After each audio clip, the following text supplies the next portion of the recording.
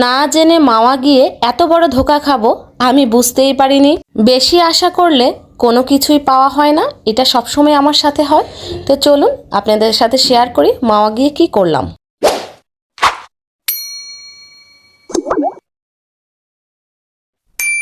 প্রায় 2 মাস ধরে প্ল্যান করছি মাওয়া যাব ইলিশ খেতে, কিন্তু কোনোভাবেই শিডিউল মিলছে না। গ্রুপিং করে যখন আপনি কোথাও যাবেন দেখবেন কারো না কারো সমস্যা দাঁড়িয়েই থাকবে, হয় আমার প্রবলেম হয়, না হয় আমার বোনদের প্রবলেম হয়। এই সেই করে 2 মাস পার করে 3 বোন অবশেষে প্ল্যান করলাম যে আমরা মাওয়া যাব ইলিশ খেতে। এন্ড অফ দ্য মোমেন্ট ছোট বোনের হাজবেন্ডের কাজ পড়ে গেল, তারা গেল না। আমরা 2 বোন মিলেই রওনা হয়ে গেলাম ঝড় বৃষ্টির মধ্য দিয়ে। প্রচণ্ড বৃষ্টি থাকা সত্ত্বেও চলে গেলাম, কারণ অবশেষে আমরা একটা ডে ফিক্সড করতে পেরেছি। না হলে শিডিউল মেলা ভার, তার উপর বাচ্চা কাচ্চাদের ঘর, কারো না কারো অসুখ লেগেই থাকে। সো কোথাও আসলে সেইভাবে আমরা প্ল্যান করে বের হতে পারি না, তাই বের হয়ে গেলাম। আকাশ মেঘলা ছিল, ঠান্ডা ঠান্ডা ছিল, তাই বাচ্চাদেরকে নিয়ে আসলে ভালোই মজা করতে পেরেছি। ঠান্ডা ওয়েদারটা ছিল আমাদের জন্য প্লাস পয়েন্ট। বাচ্চাদেরকে নিয়ে আমরা বেশ কমফোর্টলি ঘুরতে পেরেছি, এইটা আমাদের বেশ ভালোই লেগেছে। কিন্তু আমরা যেই সময়টা গিয়েছি এটা একটা রং সময় গিয়েছি, কারণ আমাদের মূল উদ্দেশ্য ছিল মাওয়া যাব ইলিশ খেতে। এই সময় হচ্ছে ইলিশ ধরা নিষেধ।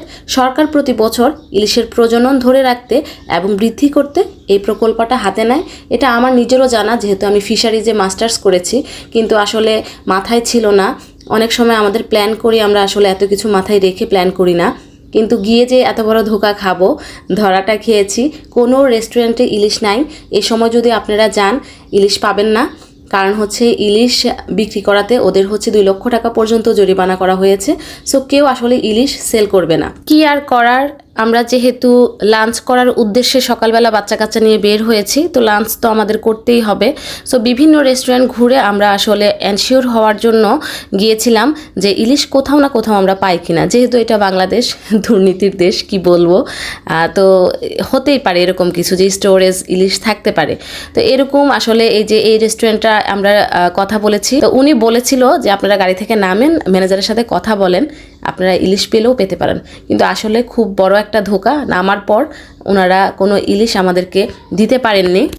উল্টো বাচ্চা কাচ্চা নিয়ে নেমে আসলে আবার হচ্ছে ব্যাক করে আমাদের ইলিশ খোঁজা এত ধৈর্য ছিল না।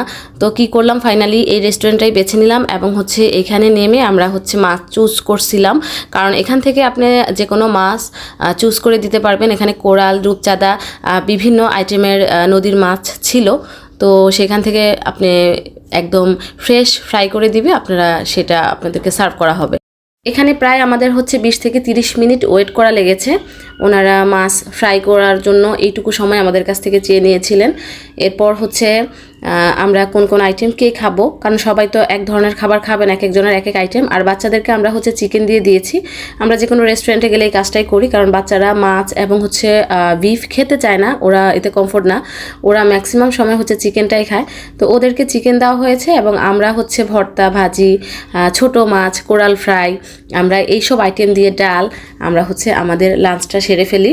এভরিথিংস হচ্ছে রিজিক। আসলে রিজিকে না থাকলে কিছু করার নেই। যেহেতু ইলিশ খেতে গিয়েছিলাম, খেয়ে আসলাম কোরাল, কিছুই করার নাই। তারপরেও আলহামদুলিল্লাহ, আল্লাহর কাছে শুক্রিয়া, বাচ্চা কাচ্চা নিয়ে গিয়ে সুন্দর একটা দিন কাটিয়েছি এবং সহি সালামতে আবার হচ্ছে বাচ্চা নিয়ে বাসায় ফিরতে পেরেছি।